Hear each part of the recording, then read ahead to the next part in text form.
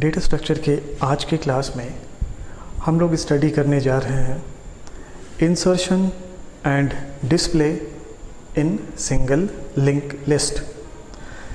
जैसे कि हम लोगों ने पिछले क्लास में समझा था कि about the concept of link list, types of link list, operation over link list. तो इस बार सबसे पहले हम लोग सिंगल लिंक लिस्ट को डिज़ाइन करने जा रहे हैं। इट मीन्स हमारा सबसे पहला चैप्टर होगा single link list. Single link list में अगर हम बात करें ऑपरेशंस के, तो हम लोगों ने पिछले लेक्चर्स में पढ़ा था कि सिंगल लिंक लिस्ट में insertion at beginning, insertion eight middle, insertion at last. तो आज का क्लास इंसर्शन एट लास्ट के ऊपर डिस्कशन करेंगे। तो ये कॉन्सेप्ट कैसे डिज़ाइन होता है, डेटा कैसे स्टोर करते हैं, लॉजिकली एक डायनेमिक मेमोरी एलोकेशन को दूसरे डायनेमिक मेमोरी एलोकेशन से कैसे कनेक्ट करते हैं, इन सारी चीज़ों को हम लोग देखेंगे और one by one step by step in चीज़ों को समझेंगे। तो सबसे पहले इस डायग्राम पे नज़र डालें। यहाँ पे देखिए, यहाँ पे सबसे पहले मैंने एक स्टार्ट को डिज़ाइन किया। लास्ट लेक्चर में मैंने ये बात आपको समझाया था कि अगर हम लिंक लिस्ट को स्टडी करने जा रहे हैं तो लिंक लिस्ट में एक नोड होगा जो सबसे पहले डायनेमिक मेमोरी के एड्रेस का, लोकेशन का एड्रेस स्टोर करेगा। तो वैसे नोड को हम लोग समझते हैं हेडर नोड से, या दूसरे वर्ड में वैसे नोड को हम लोग स्टार्ट नोड कहते हैं। स्टार्ट एक पॉइंटर वेरिएबल होगा और ये पॉइंटर वेरिएबल आने वाले नोड्स जो सबसे पहला डायनामिक मेमोरी एलोकेशन होगा उसके एड्रेस को स्टोर करेगा। तो चलिए एक बार बोर्ड पे नज़र डालते हैं और समझते हैं सिंगल लिंक लिस्ट में डेटा कैसे इंसर्ट होता है। देखिए, तो सबसे पहले यहाँ देखते हैं, ये सबसे पहला मैंने नोड क्रिएट किया है and this is called start node. Start node random किसी लोकेशन पे बना होगा और मान लें हाइपोथेटिकल एड्रेस या वर्चुअल एड्रेस दैट इज़ 100, ऐसा किसी लोकेशन पे बना होगा। अब आगे चलें, अगर हम एक डायनेमिक मेमोरी एलोकेट करते हैं वो भी किसी लोकेशन पे बना होगा। पिछली क्लास में हम लोगों ने पढ़ा था dynamic memory allocation in single link list. उसमें दो पार्ट होंगे, फर्स्ट पार्ट को डेटा पार्ट कहेंगे और दूसरे पार्ट में दूसरे मेमोरी लोकेशन का एड्रेस होगा। तो यहाँ पे देखिए, ये स्टार्ट,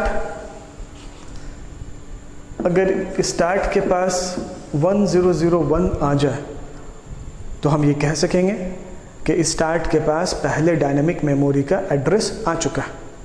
और अगर स्टार्ट के पास नल होगा, है ना, जैसे आपने पहले देखा नल, इट मीन्स स्टार्ट अभी बना है और कोई भी डायनेमिक मेमोरी एलोकेशन मेमोरी में नहीं हुआ है। तो यहाँ पे देखिए, मैंने इस स्टार्ट में एक एड्रेस को स्टोर किया दैट इज़ 1001। 1001 एक डायनेमिक मेमोरी का लोकेशन है जहाँ पे दो पार्ट हैं, पहले पार्ट में डेटा पार्ट और दूसरे पार्ट में नेक्स्ट लोकेशन का एड्रेस। तो यहाँ से देखिए, इस नेक्स्ट लोकेशन से हम रैंडमली दूसरे जहाँ पे डायनामिक मेमोरी बना है वहाँ पे पहुँचेंगे। यहाँ भी दो पार्ट, डेटा पार्ट और next part, next linking address का पार्ट। अब यहाँ से हम ट्रैवल करके हम तीसरे डायनामिक मेमोरी एलोकेशन तक पहुँचेंगे। यहाँ भी देखिए दो पार्ट हैं, डेटा पार्ट और next linking part. Data part में डेटा है और नेक्स्ट लिंकिंग पार्ट में है नल। इट मीन्स स्टॉप, इसके आगे कोई डायनामिक मेमोरी नहीं बना। जब तक हम कोई नया डेटा इंसर्ट नहीं कर देते हैं इसके आगे कोई डायनामिक मेमोरी एलोकेट नहीं है, ऐसा मानते हैं। तो चलिए इन्हीं कॉन्सेप्ट को हम लोग स्टेप बाय स्टेप समझते हैं कि अगर हमें सी प्रोग्रामिंग लैंग्वेज का यूज़ करके लिंक लिस्ट को क्रिएट करना हो तो हम इन टास्क को कैसे परफॉर्म करेंगे। तो चलिए वन बाय वन चलते हैं। तो सबसे पहला स्टेप होगा हमारा स्टेप नंबर 1, जिसमें हम लोग क्रिएट करेंगे एक structure with the help of structure हम लोग रिकॉर्ड को क्रिएट करते हैं। तो देखिए सबसे पहला स्टेप क्रिएट करते हैं स्ट्रक्ट स्टूडेंट, और यहाँ पे दो वेरिएबल क्रिएट करते हैं, एक इंटीजर रोल और दूसरा स्ट्रक्चर के जैसा ही एक पॉइंटर वेरिएबल जिसका नाम रख लें नेक्स्ट। ये हमारा स्टेप नंबर 1 कंप्लीट हो गया। स्टेप नंबर 2 कहता है हमें एक स्टार्ट पॉइंटर वेरिएबल बनाना है और उस पॉइंटर वेरिएबल में हमें नल वैल्यू असाइन करना। तो स्टेप 2 हम कह सकें स्ट्रक्ट स्टूडेंट पॉइंटर स्टार्ट। ये देखिए वही स्टार्ट जिसमें हम आगे चल करके डायनेमिक मेमोरी एलोकेशन को स्टोर करेंगे, और इस स्टार्ट में हमें रखना है नल। जैसे कि आपने डायग्राम में देखा होगा, स्टार्ट में वहाँ पे हम लोगों ने नल रखा था। नल कहने का मतलब ये है कि अभी स्टार्ट में कोई भी डायनेमिक मेमोरी एलोकेट नहीं हुआ। अब आगे चलते हैं, अब आगे डायनेमिक मेमोरी को क्रिएट करते हैं। देखिए कैसे, struct student pointer new node, एक ऐसा वेरिएबल बनाएंगे पॉइंटर वेरिएबल जिसका नाम रख लें न्यू नोड, कोई भी नाम रख सकते हैं A B C X new node. इससे समझने में आसानी होगी। देखिए कैसे, अब इस न्यू नोड पे हम एक डायनेमिक मेमोरी एलोकेट कर रहे हैं। स्ट्रक्ट स्टूडेंट टाइप मैलॉक, जो हम लोगों ने पहले पढ़ा था with the help of malloc. कितने साइज का, तो हम डायरेक्टली बता देते हैं कि जितने बाइट का या जितने टाइप का स्टूडेंट का मेमोरी एलोकेट होगा उतने ही टाइप का हमें डायनेमिक मेमोरी चाहिए।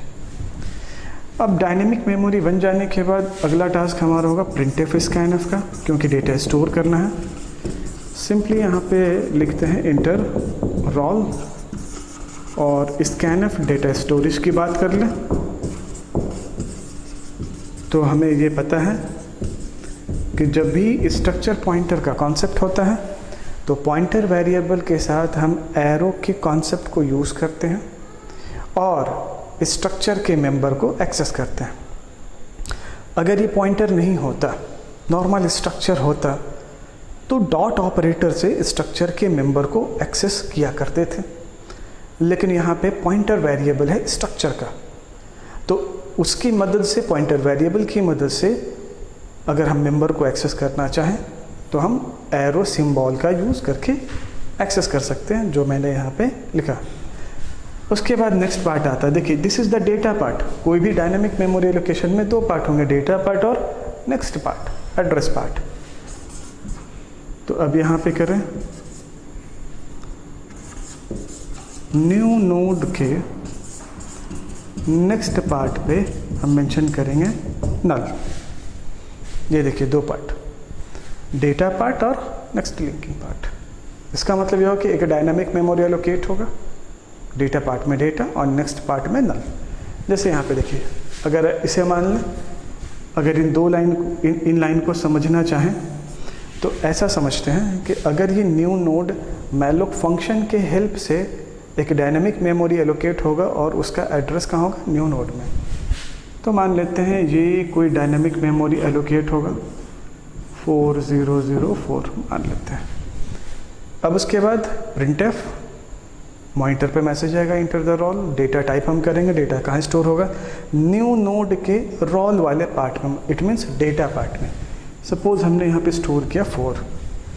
उसके बाद न्यू नोड के नेक्स्ट पार्ट में नल, न्यू नोड के नेक्स्ट पार्ट में नल। चलिए ये हमारा काम हो गया। एक डायनामिक मेमोरी एलोकेट हो गया, डेटा पार्ट में डेटा और नेक्स्ट लिंकिंग पार्ट में नल, क्योंकि अभी इसे कम्युनिकेशन इस्टेब्लिश करना बाकी है। अब आगे चलते हैं। अब यहाँ पे कंडीशन लगा रहे हैं, इफ़ लगा रहे हैं। क्यों? क्योंकि हमें चेक करना है स्टार्ट के पास अगर कोई एड्रेस होगा, इट मीन्स पहले से लिस्ट बना हुआ है और हमें उस लोकेशन तक पहुंचना होगा जहां पे लास्ट नोड के लिंकिंग पार्ट में नल होगा। तो देखिए उन्हीं चीज़ों को चेक करते हैं। Star of start, it means अगर स्टार्ट पे वैल्यू नल है ना, स्टार ऑफ स्टार्ट, जो स्टार्ट नाम का वेरिएबल बना है स्टार, उस पर अगर हम एक्सेस करें तो उस पर अगर वैल्यू नल है तो हमें क्या करना है, इस न्यू नोड के एड्रेस को स्टार्ट पे रख देना है। इट मीन्स हम ऐसा कह सकते हैं स्टार्ट पे इस न्यू नोड के एड्रेस को रख देंगे और हमारा काम ख़त्म। जैसे यहाँ पे देखिए पहली बार में नल था, देखिए अगर इसे मान ले ये पहली बार में नल था और अगर इफ़ कंडीशन को वैलिड करें start of null, start of star contains null, तो कंडीशन यहाँ पे हो जाएगा ट्रू। तो क्या कहता है कि स्टार्ट पे हमें न्यू नोड का एड्रेस रख दे। तो अगर मान ले ये कोई पहला नोड होता तो यहाँ पे आता 1001। ये है इसके बेसिक कॉन्सेप्ट, आगे भी और डिटेल में चलेंगे। अब चलते हैं इसके एल्स पार्ट की तरफ। एल्स पार्ट में ये कहता है कि अगर यहाँ पे कोई एड्रेस पहले से है, नल नहीं है, तब हमें क्या करना है, तो हमें एक और पॉइंटर वेरिएबल चाहिए। अब देखिए इस पॉइंटर वेरिएबल में हम स्टार्ट पे जो भी एड्रेस है उसे हम एक्सेस कर लेंगे। यहाँ से समझते हैं दिस इज 1001 है ना। T contains star of start. Start pointer variable में जो भी एड्रेस है उसको हम कॉपी करते हैं टी में, इसलिए क्योंकि हम यहाँ से ट्रैवलिंग करना स्टार्ट करेंगे। तो टी के पास देखिए ये वही एड्रेस आ गया 1001, ये एड्रेस आ गया और हमें ये अभी तक नहीं पता है कि वो सीक्वेंस कितना लंबा है, कहाँ तक लिस्ट कंटिन्यू हो रहा है। तो उसे कंटिन्यू करने के लिए हम लोग यहाँ पे एक लूप लगा देंगे वाइल, और वाइल लूप में चेक करेंगे नेक्स्ट पार्ट जब तक हमें नल नहीं मिल जाता है तब तक चलेंगे, है ना। ये कंडीशन वैलिड होगा। लूप हम ये सेट कर रहे हैं, जो एड्रेस अभी हमें मिला टेम्पररी वेरिएबल में टी में 1001, ये किसी नोड का एड्रेस है। उसके नेक्स्ट लिंकिंग पार्ट में दूसरे का एड्रेस होगा, उसके नेक्स्ट लिंकिंग पार्ट में तीसरे का एड्रेस होगा। इस तरह से ये कंटिन्यू ग्रेजुअली बढ़ता जाएगा। एक ऐसा पोजीशन आएगा, एक ऐसा पॉइंट आएगा जहाँ पे कोई भी एड्रेस नहीं होगा और वहाँ पे क्या लिखा होगा, नल, मतलब लास्ट नोड जहाँ पे होगा एड्रेस नल। तो हमें ये लूप के थ्रू 1 बाई 1 आइट्रेशन करते हुए उस लोकेशन तक पहुँचना है। और कैसे पहुँचना है, तो यहाँ पे एक स्टेप लिखेंगे t इक्वल टू टी का नेक्स्ट पार्ट, और ये लूप कंटिन्यू चलता रहेगा। कंडीशन को चेक करेगा और कंटिन्यू आगे बढ़ेगा, कंडीशन को चेक करेगा, कंटिन्यू आगे बढ़ेगा। कब तक, जब तक वहाँ पे नेक्स्ट लिंकिंग पार्ट पे नल नहीं मिल जाता। और जैसे नल मिल जाएगा तब यहाँ पे एक टास्क क्या परफॉर्म करना है, टी के नेक्स्ट पार्ट पे न्यू नोड का एड्रेस और यहाँ पे एल्स पार्ट क्लोज। और ये कह लें कि this is my logical concept of insertion of the list. तो चलिए समझते हैं। देखिए यहाँ से सबसे पहले हमने एक स्ट्रक्चर को डिज़ाइन कर लिया, फिर उसके बाद हमने क्या किया, एक स्टार्ट बनाया, उसके बाद स्टार्ट में हमने क्या रखा, नल। चलिए यहाँ से समझते हैं। स्टार्ट में हमने रखा नल। स्टेप 2 कंप्लीट हो गया। अब स्टेप 3 पे आते हैं। एक डायनेमिक मेमोरी एलोकेट करें। मान लेते हैं कि ये 1001 ये हमारा पहला डायनेमिक मेमोरी मान लेते हैं, और ये पहला डायनेमिक मेमोरी है। अब आगे चले। अब देखिए क्या कह रहा है, printf scanf enter the ROM. Data part में डेटा हमने स्टोर कर दिया। न्यू नोड के नेक्स्ट पार्ट में नल, न्यू नोड के नेक्स्ट पार्ट में नल। यहाँ तक काम खत्म। अब आगे पढ़ते हैं। आगे कहता है वाइल लूप। आगे इफ कंडीशन है। अब इफ कंडीशन में क्या कह रहा है, टेस्टिंग। स्टार्ट के पास अगर नल है तो कंडीशन ट्रू होगा, अदरवाइज कंडीशन फॉल्स। अब स्टार्ट के पास चलते हैं, देखिए स्टार्ट के पास नल है, it means condition is true. अब कंडीशन ट्रू होगा तो क्या कहना, स्टार ऑफ स्टार्ट मतलब स्टार्ट पे जहाँ पे नल है वहाँ पे न्यू नोड जो अभी अभी नया डायनामिक मेमोरी हमने बनाया है उसके एड्रेस को वहाँ पे प्लेस कर दें। तो चलिए ये नल हट करके हो गया 1001। अब देखिए ये पहला इस्टेब्लिशमेंट हो गया स्टार्ट नोड का एक नया डायनामिक मेमोरी एलोकेशन से, पहला इस्टेब्लिशमेंट हो गया।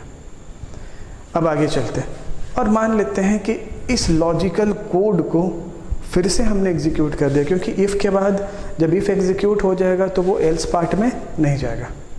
तो सपोज इस लॉजिकल कोड को हम दोबारा फिर से हम कॉल कर रहे हैं, तो अगर हम कॉल करेंगे तो फिर से एक डायनामिक मेमोरी क्रिएट होगा, that is a new node.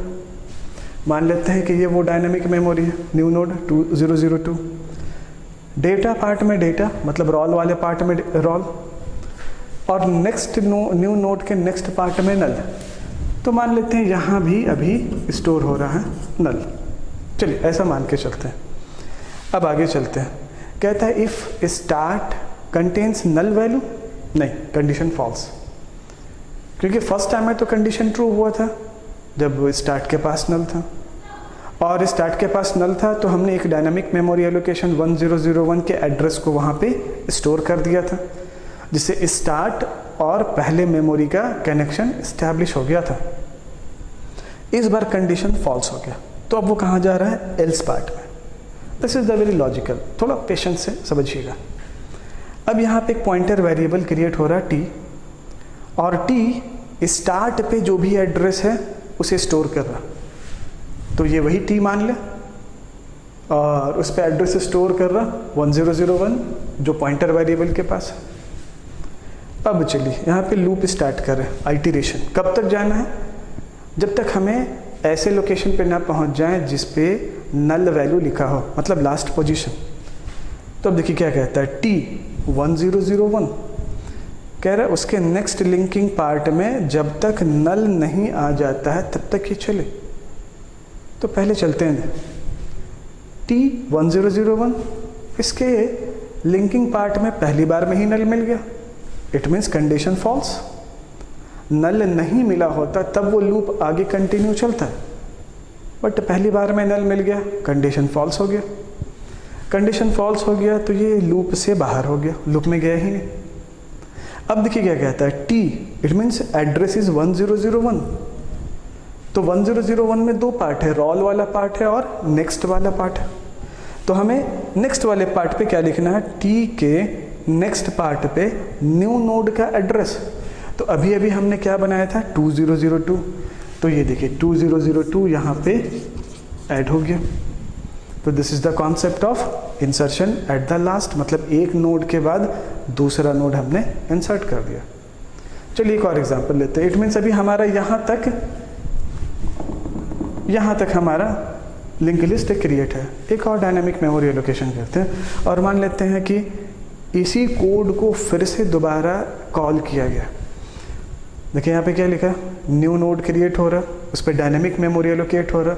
मान ले 3003 it is a new node, इस पर डायनामिक मेमोरी एलोकेट हो चुका है। रॉल वाले पार्ट पे रॉल है ना, वही एम्परसेंड न्यू नोड के रॉल पार्ट, क्योंकि पॉइंटर वेरिएबल है, पॉइंटर वेरिएबल एरो से इंडिकेट करते हैं। तो रॉल वाले पार्ट में डेटा स्टोर, और इसमें दूसरा पार्ट है नेक्स्ट पार्ट, तो न्यू नोड के नेक्स्ट पार्ट में नल जो यहाँ पे लिखा हुआ। अब आगे चलते हैं, क्या स्टार्ट पे नल है, नहीं, इफ पार्ट कैंसिल, आगे चले टी एल्स पार्ट में फिर से हमने एक पॉइंटर वेरिएबल बनाया, नेम इज टी, और यहाँ से लूप स्टार्ट करेंगे, है ना।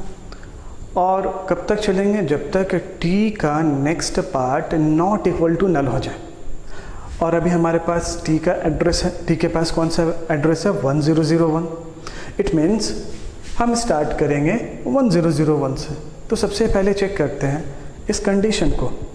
ये कंडीशन कहता है टी का next part not equal to null. Yes, T के नेक्स्ट पार्ट नल नहीं है, यहाँ पे दूसरे लोकेशन का एड्रेस है, दैट इज 2002।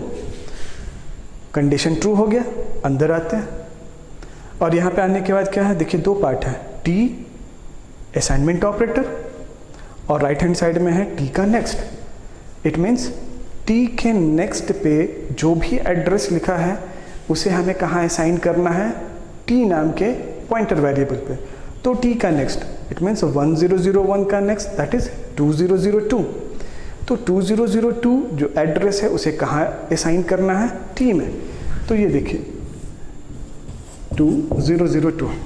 उसके बाद ये फिर से वाइल लूप के पास आएगा। वाइल लूप फिर से कंडीशन को चेक करेगा, टी का next not equals null. It means 2002 का नेक्स्ट पार्ट नल नहीं है, ये देखिए। तो यहाँ पे क्या मिल गया, 2002 का next linking part that is null. अब नल मिल गया तो यहाँ पे वाइल लूप टर्मिनेट कर जाएगा और बाहर आ जाएगा। अब देखिए क्या कहता है, टी इट मीन्स 2002 के नेक्स्ट पार्ट में हमें कौन सा एड्रेस रखना है, जो अभी भी हमने क्रिएट किया था दैट इज 3003। 3003 को यहाँ पे क्रिएट असाइन कर देंगे। तो ये देखिए ये इनसे कनेक्शन हमारा इस्टेब्लिश हो गया।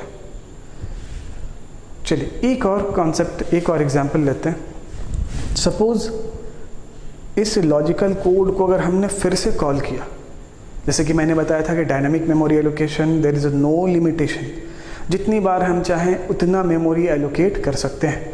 तो अगर हम फिर से इस मेमोरी को एलोकेट करते हैं, एक डायनामिक मेमोरी, ये मान ले 4004 एक dynamic memory allocation, data part पे डेटा, नेक्स्ट लिंकिंग पार्ट पे नल, है ना। डेटा पार्ट पे डेटा, नेक्स्ट लिंकिंग पार्ट पे नल। इफ़ कंडीशन वैलिड नहीं होगा क्योंकि यहाँ पे लंबा सीरीज़ बना हुआ, लिस्ट बना हुआ। एल्स पार्ट में आते हैं। सबसे पहले कंटेनर टी, टी में हमें क्या मिलेगा, स्टार ऑफ स्टार्ट। स्टार्ट के पास एक एड्रेस है 1001। तो चलिए मान लेते हैं यहाँ पे 1001, टी के पास सबसे पहला एड्रेस आ चुका है 1001। अब देखिए फिर से हमें लूप चलाना, कब तक, जब तक हमें कंटिन्यू चलता जाए next linking part two the next linking part और हमें नल ना मिल जाए। तो चलिए लूप को स्टार्ट करते हैं। कहता है टी का next not equals null. Yes, T का नेक्स्ट पार्ट नल नहीं है। यस, नल नहीं है ना। इट मीन्स जब तक नल ना हो जाए, कंडीशन ट्रू, नल मिले तब तो स्टॉप हो जाए। नल नहीं है, लूप के अंदर आया और ओवरराइड क्या करना, उसके नेक्स्ट पार्ट पे जो एड्रेस है उसे टी में असाइन करना है। इसके नेक्स्ट पार्ट पे एड्रेस है 2002। ये देखिए यहाँ पे 2002 को असाइन कर दिया। ये लूप फिर से घूमा, फिर से वाइल लूप में लूप घूमा। कब तक ये लूप चलता रहेगा, जब तक वाइल लूप का कंडीशन फॉल्स नहीं होता है। अब आगे चलें। फिर कहता है टी का next not equal to null. It means 200 जो डायनेमिक मेमोरी का एड्रेस है उसका लिंकिंग पार्ट नल नहीं है। यस, नल नहीं है, तो लूप के अंदर है। अब क्या कहता है, टी का नेक्स्ट पार्ट 2002 का नेक्स्ट पार्ट है 3003। तो क्या कहता है, उसे टी पे असाइंड करें। 3003 टी पे असाइन कर दिया। फिर से लूप एक बार घूमेगा। अब कहता है 3003 का नेक्स्ट पार्ट नल नहीं है, लेकिन 3003 का नेक्स्ट पार्ट नल है।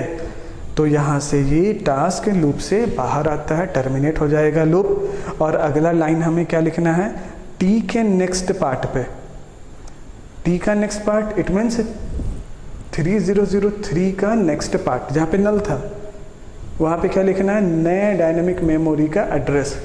तो अब ये यहाँ से ये ख़त्म हो जाएगा और यहाँ पे एड्रेस आ जाएगा 4004। इट मीन्स ये इस तरह से चलता जाएगा। तो ये कॉन्सेप्ट कहलाया insertion at last in the single link list. I hope आप लोगों को समझ में आया होगा और आप कोशिश करें मेरे इस लेक्चर वीडियो को पॉज करके, थोड़ा पीछे करके फिर से एक बार देखें और समझने की कोशिश करें। ये बहुत इम्पॉर्टेंट सा कॉन्सेप्ट है। अगर ये कॉन्सेप्ट आप समझ जाएंगे तो मेरे ख्याल से पूरे लिंक लिस्ट या पूरे डेटा स्ट्रक्चर में कोडिंग करने में कभी कोई प्रॉब्लम नहीं होगी और बहुत आसानी से इसके लॉजिकल टास्क को समझ पाएंगे। तो चलिए, अगर इंसर्शन यहाँ तक हम लोग समझ चुके हैं तो इसके आगे चलते हैं और देखते हैं कि अगर ये डेटा वन बाय वन एक के बाद एक लास्ट में स्टोर होता गया है तो इन सारे डेटा को हम डिस्प्ले करने का लॉजिक कैसे इस्टेब्लिश करेंगे। तो अगला मेरा जो पॉइंट है वो है display the data in single link list. तो चलिए अब हम लोग लॉजिकल स्टेप्स को समझते हैं कि अगर सिंगल लिंक लिस्ट में पहले से कुछ डेटा स्टोर है, उन सारे डेटा को वन बाय वन लॉजिकली हम कैसे डिस्प्ले करेंगे, उनके कोड्स को और लॉजिकल लाइन को समझते हैं। तो यहाँ पे देखिए, मैंने उसी डायग्राम को एज इट इज़ रहने दिया है जो डायग्राम अभी हमने इंसर्ट किया था। अब यहाँ पे कुछ लॉजिकल स्टेप, जी बहुत ही आसान है लॉजिकल स्टेप, इसे समझते हैं। सबसे पहले मैंने एक पॉइंटर वेरिएबल बनाया है t, मैंने उसी लाइन को एज इट इज़ रहने दिया। मैंने पॉइंटर वेरिएबल t यूज़ किया है और t में स्टार्ट पे जिसका भी एड्रेस है मैंने उसे यहाँ पे कॉपी किया है ना, that is star of start. Start पे जो भी एड्रेस है या जो भी कंटेंट है ऐसा समझते हैं। तो स्टार्ट पे हमें एक एड्रेस स्टोर करके रखा था, दैट इज़ 1001, ये हमने t में कॉपी कर लिया। अब बहुत आसान है, अब एक लूप लगाना है और उसे कंटिन्यू चलाना है। कब तक? जब तक t के कंटेनर में नल नहीं आ जाता है तब तक चलाना है ये लूप, है ना। इट मीन्स इस लोकेशन तक चलाना है। तो देखिए, सबसे पहला कंडीशन कहता है कि अगर ये ट्रू होगा तो लूप चलेगा, फॉल्स होगा तो लूप से बाहर हो जाएगा। कहता है कि t जब तक नल ना हो जाए, तो t के पास अभी 1001 है, यस कंडीशन ट्रू, लूप के अंदर है। %d और कौन से वैल्यू को डिस्प्ले करा रहा है? t का रोल, मतलब 1001 पे दो पार्ट है, data part that is roll और next linking part that is next. तो हम कौन से वैल्यू को डिस्प्ले करा रहे हैं? t का रोल, इट मीन्स t के डेटा पार्ट को। तो मॉनिटर पे डिस्प्ले होगा 1। उसके बाद t इक्वल t का नेक्स्ट, जो हम लोगों ने अभी समझा था कि t के दूसरे कौन से पार्ट को हम ओवरराइड कर देंगे। मतलब हम क्या कर रहे हैं? t का नेक्स्ट 1001 का नेक्स्ट पार्ट दैट इज 2002, उसे हम कहाँ मेंटेन करेंगे? t के पास। इट मीन्स अब t के पास कौन सा एड्रेस है? 2002। देखिए फिर से लूप चलेगा, t not equals null, yes t null नहीं है। अब 2002 पे पहुंचा, 2002 का roll part, this is roll part, ये रोल पार्ट और ये नेक्स्ट पार्ट। रोल पार्ट में जो वैल्यू है दैट इज 2, वो प्रिंट करेगा, और नेक्स्ट पार्ट दैट इज 3003, ये कहाँ पे ओवरराइट हो जाएगा? t के पास दैट इज 3003। अब देखिए, अब फिर से लूप चलेगा, t not equals null, yes 3003, मतलब t के पास 3003 है, वो नल नहीं है। इट मीन्स अब t यहाँ पे पहुँच चुका। t का रोल वाला पार्ट, t का roll part and this is next part. तो t का roll part that is 3 display होगा, और उसके बाद t का नेक्स्ट दैट इज 4004, ये ओवरराइड हो जाएगा इस t के कंटेनर में। फिर आगे चला, t not equals null, yes t के पास तो 4004 है, it is not equals to null, अंदर है। इट मीन्स देखिए t यहाँ पे आ चुका है, t का ये रोल वाला पार्ट और t का ये नेक्स्ट वाला पार्ट। तो t का रोल वाला पार्ट इट मीन्स 4 डिस्प्ले हो जाएगा, और t के नेक्स्ट में देखिए क्या है, अब हमें मिल गया है नल। तो अब क्या होगा? इस t के कंटेनर में स्टोर हो जाएगा नल। अब जब लूप के पास फिर से आएगा, कंडीशन चेक होगा, t not equals null, but condition तो फॉल्स हो गया, t के पास नल आ चुका। तो अब यहाँ से ये टर्मिनेट हो जाएगा और हमारा यहाँ पे लॉजिकल टास्क ख़त्म हो जाएगा, कंप्लीट हो जाएगा। तो इस तरह से लॉजिकल टास्क को अगर हम सी प्रोग्रामिंग लैंग्वेज में कंप्लीट करते हैं तो ये हमारा एक कंप्लीट सी प्रोग्रामिंग के बेसिस पे single link list, insertion at last and display का यूनिट बनता है। तो चलिए एक प्रोग्राम बनाते हैं सी प्रोग्रामिंग लैंग्वेज में, इन कोड्स को करेंगे। इस बार प्रोग्राम को कुछ मेन्यू में डिज़ाइन करते हैं। इट मीन्स हम यूज़र को ऑप्शन देंगे। Option number 1 insertion, option number 2 display, option number 3 exit.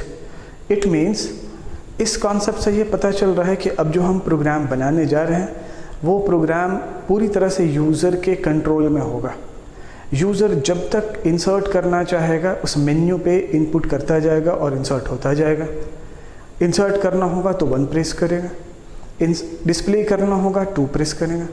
ये जितना स्टोर करना हो इन नंबर ऑफ रिकॉर्ड 1000, 2000, 3000 जितना रिकॉर्ड स्टोर करना हो, और एट द लास्ट जब यूज़र को लगेगा कि अब स्टोर नहीं करना है तो वो प्रेस करेंगे 3, तो ये प्रोग्राम वहाँ पे स्टॉप हो जाएगा और मेन से बाहर आ जाएगा।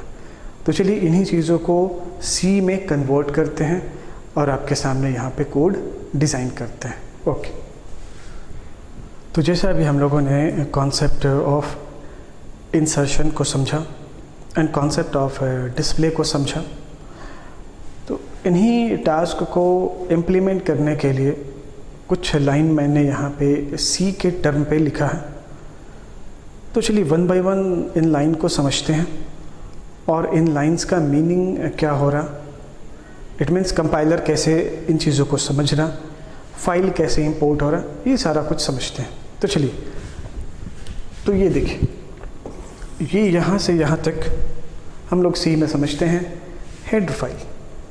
तो मैंने इस प्रोग्राम को डिज़ाइन करने के लिए इन 4 हेडर फाइल्स को यूज़ किया। सबसे पहला stdio.h, फिर conio.h, उसके बाद dynamic memory, it means malloc function को कॉल करने के लिए alloc.h हेडर फाइल, और प्रोग्राम को टर्मिनेट करने के लिए मैंने यहाँ पे यूज़ किया है प्री डिफाइंड फंक्शन एग्जिट।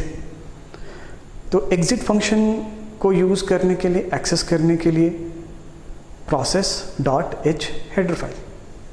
उसके बाद स्टेप नंबर 1, मैंने यहाँ पे एक स्ट्रक्चर बनाया। इस स्ट्रक्चर में 2 वेरिएबल हैं, एक इंटीजर roll और दूसरा पॉइंटर वेरिएबल नेक्स्ट।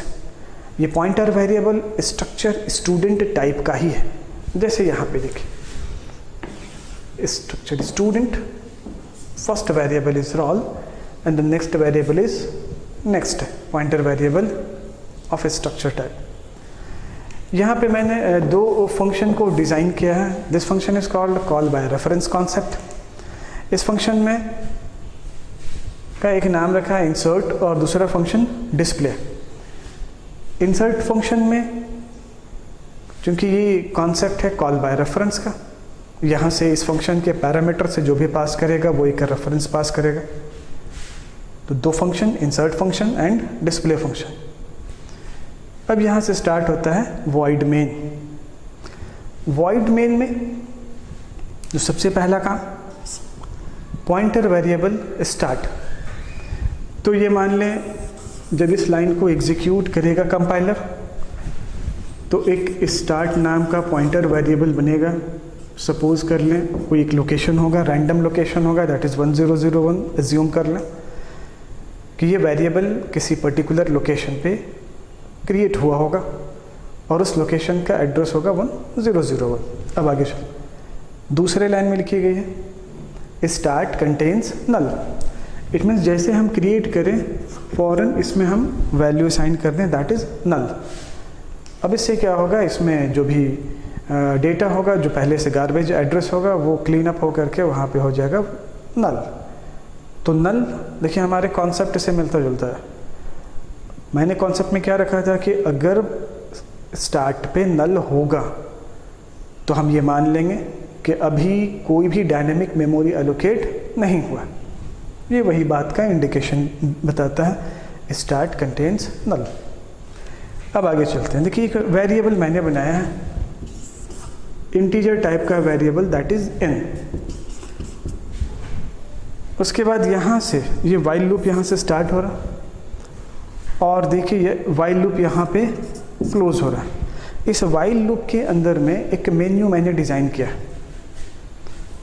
और ये वाइल लूप का कंडीशन मैंने दिया है 1 > 0। आई थिंक आप समझ रहे होंगे, दिस इज इनफाइनाइट लूप।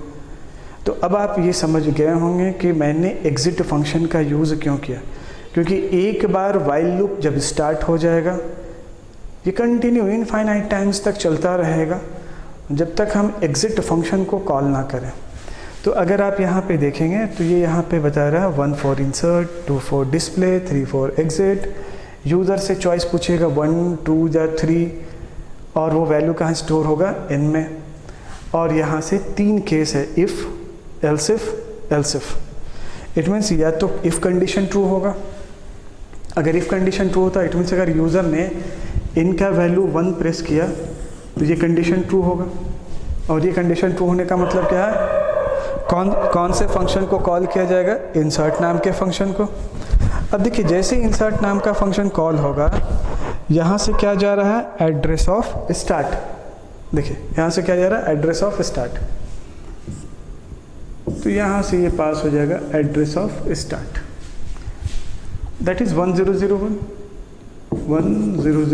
ये एड्रेस जा रहा है। और ये कहाँ पे जा रहा है, इंसर्ट नाम के फंक्शन के पास। इंसर्ट फंक्शन के पास ये डबल पॉइंटर। तो अब देखिए एक छोटा सा और लोकल वेरिएबल हमारे पास बन गया, दैट इज st। और ये डबल पॉइंटर वेरिएबल क्या कर रहा है, अब समझते हैं। Single pointer variable contains the address of start, और उस स्टार्ट st पे एक और पॉइंटर वेरिएबल लगा। तो हम लोग ये जानते हैं कि अगर किसी एड्रेस पे हम पॉइंटर वेरिएबल स्टार्ट आगे लगा दें, है ना, मतलब किसी एड्रेस पे अगर हम एक स्टार आगे लगा दें तो उस एड्रेस पे जो भी इंफॉर्मेशन है वो हम एक्सेस कर पाएंगे। तो यहाँ से समझते हैं, एड्रेस ऑफ स्टार्ट अगर ये सिंगल पॉइंटर वेरिएबल एक्सेप्ट करता, इसका मतलब है कि यहाँ पे 1001 आता address of start, single pointer. और अगर उस पर एक और पॉइंटर वेरिएबल लगा दे तो इस एड्रेस पे जो भी वैल्यू है, इसका मतलब हमें क्या मिल गया, डायरेक्टली कह सकते हैं कि इस st नाम के पॉइंटर वेरिएबल का कनेक्शन डायरेक्टली हमने किससे कर दिया, स्टार्ट से। तो अब हमें स्टार्ट की ज़रूरत नहीं, अब हम लोकल वेरिएबल st में जो भी हम ट्रांसफॉर्मेशन करेंगे, जो भी कम्युनिकेशन st से करेंगे, उसका कनेक्शन सीधा होगा स्टार्ट से। तो अब आगे चलते हैं। अब देखिए वही वहाँ पे हम पहुँच गए। न्यू नोड, एक डायनेमिक मेमोरी क्रिएट करें, सपोज 2002 मैलॉक फंक्शन का यूज़ कर। न्यू नोड के रोल वाले पार्ट में डेटा स्टोर करें, न्यू नोड के नेक्स्ट पार्ट में हम नल लिखें। उसके बाद यहाँ पे फिर से आ गए वही if condition, star of st, है ना, स्टार ऑफ st क्या है यहाँ पे, नल। st के ऊपर स्टार्ट पॉइंटर वेरिएबल के पास कौन सा एड्रेस है, दैट इज नल। नल है तो हमें क्या करना, उस लोकेशन पे न्यू नोड के एड्रेस को रख देना है, उस लोकेशन पे हमें न्यू नोड के एड्रेस को रख देना। और इफ पार्ट जब एग्जीक्यूट हो जाएगा तो वो इस प्रोग्राम से, इस फंक्शन से बाहर आ जाएगा, और बाहर आकर के कहाँ आ जाएगा, यहाँ पे इनका काम ख़त्म हो जाएगा। फिर उसके बाद जब इफ एग्जीक्यूट हो गया वॉइड मेन के अंदर में, तो फिर से ये लूप चलेगा, है ना। ये तब तक चलता जाएगा जब तक हम एग्जिट ना कर दें, जब तक हम टर्मिनेट ना कर दें। तो सपोज इस बार हमने प्रेस किया 2 कहने का मतलब होता है चॉइस इज डिस्प्ले। अब यहाँ देखिए, अब ये फिर से टास्क डिस्प्ले का। तो मेरे ख्याल से आप बात समझ रहे होंगे कि अगर हम 1 प्रेस करेंगे इंसर्ट, 2 प्रेस करेंगे डिस्प्ले, 3 प्रेस करेंगे एग्जिट। तो डिस्प्ले का कोड तो मैंने यहाँ पे नहीं लिखा, लेकिन लॉजिक के थ्रू आपने बात को समझा था। तो पहले एक बार और चेक करते हैं। अगर मान लो यूज़र ने फिर से कहा कि मुझे एक रिकॉर्ड और इंसर्ट करना है, उसने 1 प्रेस कर दिया। जैसे 1 प्रेस करेगा सेम वही कॉन्सेप्ट, स्टार्ट पे जो भी लिखा है, जो भी एड्रेस है, वो कहाँ चला जाएगा, पॉइंटर st के पास। अब आगे चलो, तो हम कह सकते हैं कि इस बार st के पास नल की जगह पे क्या है, 2002। एक डायनेमिक मेमोरी एलोकेट होगा, सपोज कर ले यहाँ पे 2003 एक डायनेमिक मेमोरी एलोकेट। इस लाइन के बेसिस पे डेटा स्टोर, इस लाइन के बेसिस पे यहाँ पे नल स्टोर। क्या इस बार इफ़ कंडीशन कंटिन्यू करेगा? कंडीशन ट्रू होगा इफ़ का कंडीशन? नहीं। क्यों नहीं होगा? क्योंकि स्टार्ट पे नल नहीं है, कोई एड्रेस है। तो हम कहाँ जाएंगे? एल्स पार्ट पे। और एल्स पार्ट पे सबसे पहले हमें क्या करना? एक टेम्प्रोरी वेरिएबल में स्टार्ट पे जो भी एड्रेस है उसे कॉपी करना। तो मान लेते हैं ये है कोई टेम्प्रोरी वेरिएबल और यहाँ पे एड्रेस आ चुका है स्टार्ट वाला 2002, जो चीज़ मैंने यहाँ पे लिखा। क्योंकि इस st पॉइंटर वेरिएबल का कम्युनिकेशन किससे है? डायरेक्टली स्टार्ट से। अब उसके बाद देखिए वही बात, t मतलब 2002 का क्या नेक्स्ट लिंकिंग पार्ट नल नहीं है? 2002 का नेक्स्ट लिंकिंग पार्ट नल है, पहली बार में लूप से बाहर हो गया। और उसके बाद t के नेक्स्ट नोड पे, नेक्स्ट लिंकिंग पार्ट पे न्यू नोड का एड्रेस, तो यहाँ पे हो जाएगा 3003 और उसके बाद ये भी प्रोग्राम से बाहर हो जाएगा। और ये बाहर होकर के फिर से कहाँ चला जाएगा? मेन में लूप के अंदर। तो लूप फिर से घूमेगा, कंटिन्यू चलता रहेगा और यूज़र से पूछेगा इंटर योर चॉइस 1, 2 और 3। और अगर हम प्रेस करेंगे 3 तो हमारा प्रोग्राम यहाँ पे स्टॉप हो जाएगा। तो चलिए इन सारे कॉन्सेप्ट को हम लोग सी प्रोग्राम में के एडिटर पे टाइप करते हैं और आपको कंपाइल और एग्जीक्यूट करा करके दिखाते हैं। करते हैं आज की प्रोग्राम का कोडिंग। तो ये देखिए हम लोग सी के एडिटर को स्टार्ट कर चुके हैं और यहाँ पे सबसे पहले हम लोग 4 हेडर फाइल को इंक्लूड करेंगे। stdio.h, conio.h, उसके बाद dynamic memory allocation, malloc function को एक्सेस करने के लिए alloc.h। अब आगे चलते हैं। अब हमें एक और हेडर फाइल को इंक्लूड कर रहे हैं, दिस इज़ process.h। जैसे कि मैंने पहले आपको बताया था कि हम लोग एक प्रीडिफाइंड फंक्शन को यूज़ करने जा रहे हैं। इस फंक्शन का काम ये होगा, जब हम उस फंक्शन को कॉल करेंगे तो वो फंक्शन फॉर टर्मिनेट कर देगा पूरे प्रोग्राम से, मेन से भी बाहर टर्मिनेट हो जाएगा। तो एग्ज़िट फंक्शन के लिए हम लोग यूज़ करते हैं हेडर फाइल process.h। अब देखिए यहाँ पे मैंने एक स्ट्रक्चर को क्रिएट कर दिया है। इस स्ट्रक्चर का नाम रखा है स्टूडेंट। इसमें 2 मेंबर हैं, पहला मेंबर इंटीजर रोल, दूसरा मेंबर स्टूडेंट या स्ट्रक्चर टाइप का ही एक pointer variable that is next. अब यहाँ पे देखिए हमने 2 फंक्शन को डिज़ाइन कर दिया, एक इंसर्ट और दूसरा डिस्प्ले। और इस फंक्शन में एक ही पैरामीटर है और यहाँ से एक एड्रेस पास करने का ये कॉन्सेप्ट है, struct student double pointer, same as display function में भी। आगे समझेंगे। अब यहाँ पे देखिए वॉइड मेन, और मैंने वो सबसे पहला टास्क परफॉर्म किया, that is step number 1। Pointer variable start create हो गया और स्टार्ट में मैंने नल वैल्यू को असाइन कर दिया। जैसा कि आपको पता है कि स्टार्ट का काम क्या होता है, स्टार्ट इसलिए बनाते हैं क्योंकि जो भी पहला डायनेमिक मेमोरी क्रिएट होगा उस पहले डायनेमिक मेमोरी के एड्रेस को स्टार्ट में रखेंगे। और अगर हमारे पास स्टार्ट का एड्रेस मिल जाता है तो हम स्टार्ट से ट्रैवलिंग करके नोड के एंड तक कंटिन्यूटी में पहुंच सकते हैं।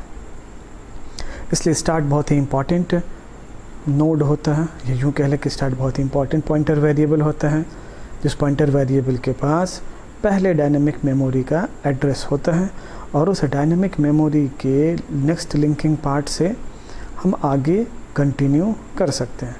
अब आगे देखिए इंटीजर n, एक वेरिएबल इंटीजर टाइप का, और यहाँ पे मैंने वाइल लूप को क्रिएट किया है और एक कंडीशन दिया है, this condition is called infinite loop condition. It means अगर एक बार प्रोसेस वाइल लूप में आ जाता है तो ये लूप से बाहर कभी नहीं निकल पाएगा, क्योंकि हर केस में ये कंडीशन ट्रू होगा। अब यहाँ पे देखिए मैंने 2 प्रिंटफ को यूज़ किया है। पहला प्रिंटफ में point number 1 insert, point number 2 display and point number 3 exit. ये एक्चुअली यूज़र को ये 3 मेन्यू का ऑप्शन दिया जाएगा। इनमें से यूज़र जो भी चॉइस करेगा उसके अकॉर्डिंग इफ़ कंडीशन एग्जीक्यूट होगा। अगर यूज़र ने 1 प्रेस किया तो ये देखिए इंसर्ट वाला फंक्शन कॉल होगा और यहाँ से इंसर्ट के पैरामीटर से हम क्या पास कर रहे हैं, स्टार्ट का एड्रेस, और यही एड्रेस फंक्शन में जाएगा और फंक्शन के पैरामीटर से क्रॉस करेगा और वहाँ से वो आगे कंटिन्यू करता है। अब देखिए आगे एल्स इफ में n का वैल्यू 2 तो डिस्प्ले एग्जीक्यूट होगा, n का वैल्यू 3 तो ये एग्ज़िट नाम का फंक्शन एग्जीक्यूट होगा। एग्ज़िट फंक्शन में 2 पॉइंट होता है, एग्ज़िट 0 और एग्ज़िट 1, इसके 2 पैरामीटर होते हैं। अगर एग्ज़िट 0 है इट मीन्स नॉर्मल टर्मिनेशन। ऐसा कहा जाता है कि अगर हम 0 का यूज़ कर रहे हैं तो हम प्रोग्राम को नॉर्मली टर्मिनेट कर रहे हैं अपने हिसाब से। और एग्ज़िट 1 अगर होता है तो this is the compiler based theory कि जब एबनॉर्मल टर्मिनेशन होता है तो वो इंटरनली एग्ज़िट 1 नाम का फंक्शन यूज़ किया जाता है। बट यहाँ पे हमने एग्ज़िट 0 यूज़ किया है, जिसका मेन कॉन्सेप्ट क्या निकल के आ रहा है कि अगर हमें लूप से बाहर आना होगा तो हम ऑप्शन नंबर 3 को टाइप करेंगे। तो चलिए ये था हमारा मेन का सफ़र। अब आगे देखिए हमने प्रोग्राम को डिज़ाइन किया है, उसके फंक्शन को इंसर्ट को। इंसर्ट फंक्शन में देखिए बस एक ही parameter double pointer variable st। अब ध्यान दें अगर कंडीशन n का वैल्यू जहाँ पे 1 हो रहा है वहाँ पे देखिए इंसर्ट फंक्शन को कॉल किया जा रहा है और क्या भेजा जा रहा है, स्टार्ट का एड्रेस। इट मीन्स स्टार्ट जहाँ भी बना होगा उसके एड्रेस को हम वहाँ से भेजेंगे।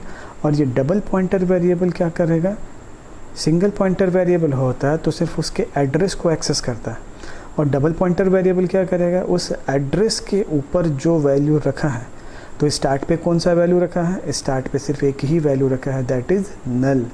इट मीन्स हम इस पॉइंटर वेरिएबल st से स्टार्ट पे जो भी एड्रेस रखा है उसे हम आसानी से एक्सेस कर पाएंगे। अब फंक्शन के अंदर में देखिए मैंने 2 पॉइंटर वेरिएबल को डिफ़ाइन किया, एक न्यू नोड और दूसरा t, दोनों पॉइंटर वेरिएबल। न्यू नोड में डायनेमिक मेमोरी एलोकेट कर रहे हैं। आई थिंक ये लाइन आप समझ पा रहे होंगे। मैलोक फंक्शन है और उससे पहले किसी टाइप का मैलोक फंक्शन के लिए डायनेमिक मेमोरी क्रिएट होगा, और वो size of student it means कितने बाइट का मेमोरी क्रिएट होगा। और इसके बाद प्रिंटफ, स्कैनफ में देखिए मैंने समझाया था न्यू नोड और देखिए डैश के साथ लेस देन का सिंबल, और सॉरी ग्रेटर देन का सिंबल, तो ये दोनों के कॉम्बिनेशन से बना ये एरो ऑपरेटर। और उसके साथ roll, this is the member of structure. तो आसानी से हम डेटा पार्ट में डेटा और उसके बाद नेक्स्ट लिंकिंग पार्ट में नल स्टोर कर देंगे। उसके बाद इफ़ कंडीशन, अगर स्टार्ट पे नल है तो ये पहला डायनामिक नोड होगा जिसमें हम न्यू नोड के एड्रेस को स्टार्ट पे रखेंगे। एल्स पार्ट, अगर वो पहला पार्ट एग्जीक्यूट नहीं होता है, इट मीन्स दूसरा मेमोरी अगर हमने एलोकेट किया है तो वो t pointer variable temporary variable में हम स्टार्ट पे जो भी एड्रेस होगा उसे टेम्प्रोरी वेरिएबल में स्टोर करेंगे और एक लूप चलाएंगे। कब तक, जब तक t का नेक्स्ट पार्ट नल के बराबर ना हो जाए। आई थिंक अभी मैंने इसी को बोर्ड पे समझाया था। और वो कंटिन्यू चलता रहेगा और जब तक कंडीशन ट्रू रहेगा, जैसे कंडीशन फॉल्स होगा बाहर आ जाएगा और उसी लोकेशन पे न्यू नोड के एड्रेस को असाइन कर देंगे। तो this is the concept of insertion at last. अब देखिए आगे हम लिख रहे हैं डिस्प्ले का कोडिंग। इसके लॉजिक को सिर्फ मैंने बोर्ड पे समझाया था। देखिए बहुत आसान है, सेम यहाँ भी वही parameter void disp struct student double pointer of st। It means ये st नाम का जो वेरिएबल पॉइंटर वेरिएबल है डबल पॉइंटर, ये सीधे कनेक्ट किससे है, स्टार्ट पे जो रखा है। अब स्टार्ट पे अगर नल होगा तो अगर हम स्टार ऑफ st को कॉल करेंगे तो हमें वैल्यू मिलेगा नल, और अगर वहाँ पे कोई एड्रेस होगा तो हमें मिलेगा एड्रेस। अब यहाँ देखिए एक टेम्प्रोरी वेरिएबल t बनाया और t को किससे कनेक्ट कर दिया, स्टार्ट पे जो भी रखा हो, मतलब इस पॉइंटर वेरिएबल st का इंटरनली कनेक्शन है स्टार्ट से। तो अब यहाँ पे देखिए स्टार्ट पे पहले में एड्रेस होगा, it means first dynamic memory location का एड्रेस होगा। अब यहाँ पे मैंने दो कंडीशन लगाया। सब मान लो कि पहली बार अगर हमने कोई डेटा स्टोर ना किया हो तो स्टार्ट के पास होगा नल, और उस केस में क्या डिस्प्ले करेगा, नो रिकॉर्ड फाउंड, है ना। जब स्टार्ट के पास नल होगा it means no record found, else part it means at least एक या दो रिकॉर्ड स्टोर हो चुका है। तो इसके लिए हम फिर से यूज़ करेंगे एक वाइल लूप, और हम वहाँ पे क्या कंडीशन लगा देंगे, टी मतलब स्टार्ट से बिगिन करेंगे, कब तक चले, जब तक नल ना हो जाए, और एक एक करके वैल्यू को डिस्प्ले करता जाए और पॉइंटर वेरिएबल को आगे कंटिन्यू करता जाए। यहाँ पे वाइल लूप को क्लोज़ करेंगे, एल्स पार्ट को क्लोज़ करेंगे और फंक्शन को क्लोज़ करेंगे। तो चलिए सेव करते हैं इस प्रोग्राम को। उसके बाद फिर हम लोग कंपाइल करेंगे और उसके बाद इस प्रोग्राम को एग्जीक्यूट करके डेटा को स्टोर करेंगे। और डेटा स्टोर करके हम लोग ये समरी को देखेंगे कि अगर हम 1 को प्रेस करते हैं तो इंसर्ट होता है कि नहीं, उसके बाद 2 को प्रेस करते हैं तो हमें वो डेटा स्टोर जो हो चुका है उसे डिस्प्ले करेंगे, और 1 बाय 1 जब हम कई बार 1 को प्रेस करेंगे तो आप देख सकेंगे कि एक के बाद दूसरा डेटा, दूसरे के बाद तीसरा डेटा, तो हो गया ना ये concept, insertion at last, sequence में डेटा स्टोर करते जा रहे हैं, एक के बाद एक, एक के बाद एक, एक के बाद एक डेटा को स्टोर करते जा रहे हैं। तो चलिए ये प्रोग्राम को रन करा रहे हैं। 1 प्रेस किया, ऑप्शन, पहला वैल्यू स्टोर किया 101, फिर से 1 प्रेस किया, दूसरा वैल्यू स्टोर किया 202, फिर से 1 प्रेस किया, तीसरा वैल्यू 3003। अब देखिए 2 प्रेस करने के बाद वैल्यू डिस्प्ले हो गया, तीनों रिकॉर्ड हमें शो करके दिखा रहा। फिर से एक रिकॉर्ड स्टोर कर रहे हैं 4004, फिर से 2 प्रेस करेंगे ऑप्शन, देखिए इंसर्शन एट लास्ट, लास्ट में डेटा को स्टोर करते जा रहे हैं। अब हम फिर से 1 प्रेस करेंगे 5005, इट मीन्स हम जितनी बार हम 1 प्रेस करेंगे उतनी बार डेटा स्टोर होगा। देखिए 2 प्रेस करके हमने ऑप्शन से डिस्प्ले करा लिया डेटा को। तो इस तरीके से हम डेटा को स्टोर कर सकते हैं, और प्रेस 3 करते ही देखिए प्रोग्राम टर्मिनेट। तो आई होप आपको ये कॉन्सेप्ट समझ में आया हो। इसे 1-2 बार, कई बार आप देखें, पॉज करके देखें और कॉन्सेप्ट को समझने की कोशिश करें, और आई होप आपको ये पूरा का पूरा लेक्चर समझ में आए।